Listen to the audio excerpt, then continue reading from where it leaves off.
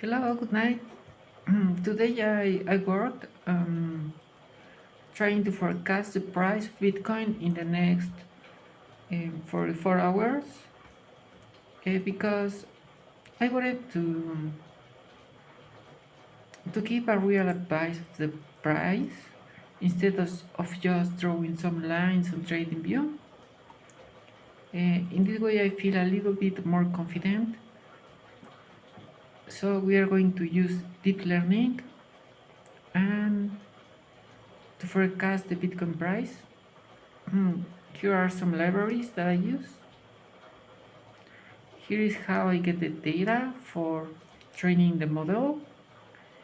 We are going to be using the candlesticks in, in a time interval of 3 minutes, and we are going to start using the data from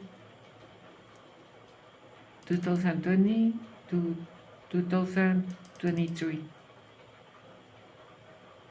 And here is what like we do the how we pass the data from Binance, and we use the open, high, low, close, volume, quote, asset volume, number of trades, uh, all the technical indicators that we use uh, while doing technical analysis came from these variables.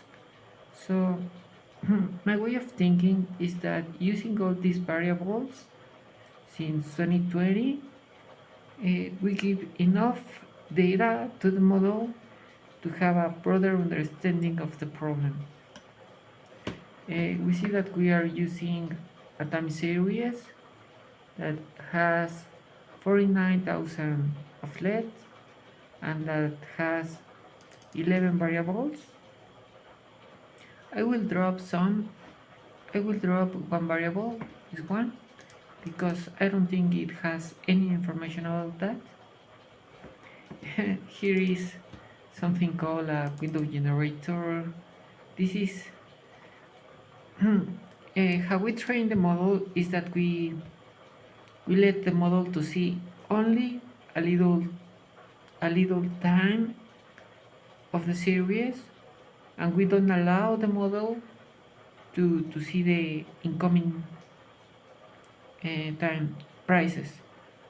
We let the model to see all the data in one time, and we ask, please predict the next incoming price.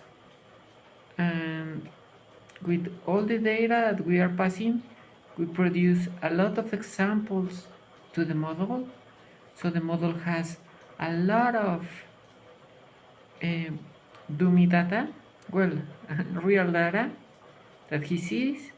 Then we ask the model to give a prediction. The model gives us a prediction, and if the prediction is accurate, then it learns that it is accurate. If the prediction is wrong, then we punish the model. That's how deep learning works. We train the model with all the data since 2020, and let's see what it gives us.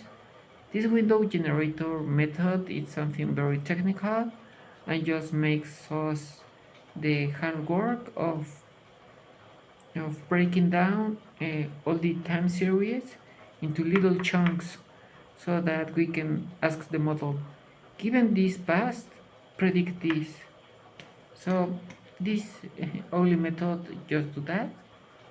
Don't worry too much about it.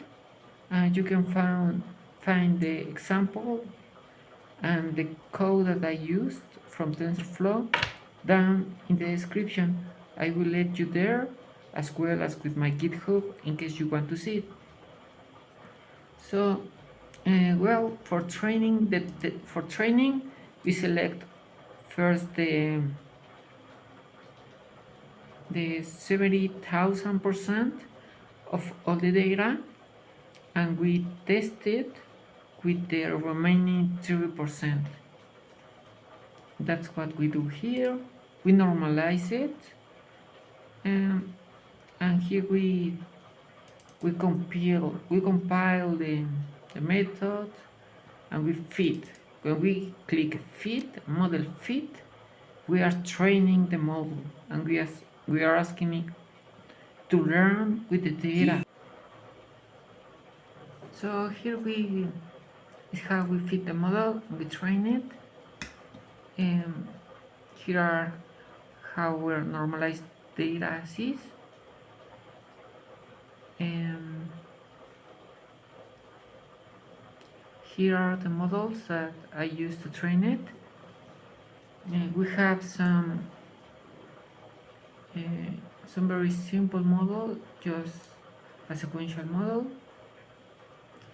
an LSTM model, and a convolutional model.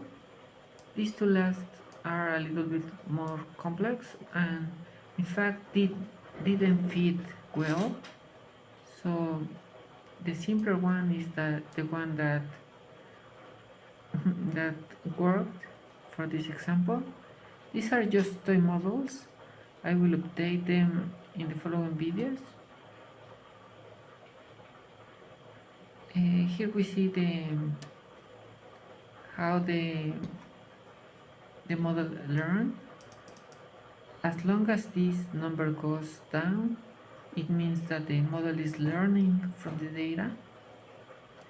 So here I see that the first model, the simple one, is the one that got trained in a correct way. The remaining two models did not train well, so I will not use them for now. I will see how to fix them, and in future videos I will try with more complex architectures. I am willing to attempt with transformers. Transformers are the new models that are coming, well, that are behind ChatGPT, and so they have some architectures that makes them unique. So maybe for forecasting time series, they have more power. Uh, well, here we train the model. After we train it, this is not important. They were just test. Here I plotted the data that I am using to predict.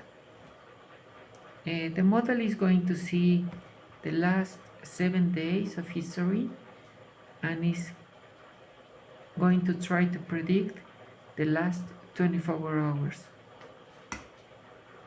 So we feed the model with the last 7-day history and we ask it for the next 24 hours.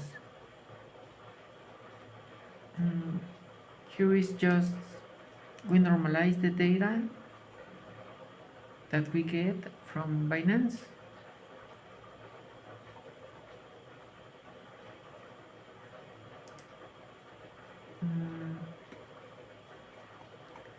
I wanted to show you how yeah, here I get the latest data from Binance. I parse it in a data frame. Here is the data that I'm going to use to predict. Here I normalize the data. So given this data, I ask my trained model to predict me the next 24 hours. So I do that here.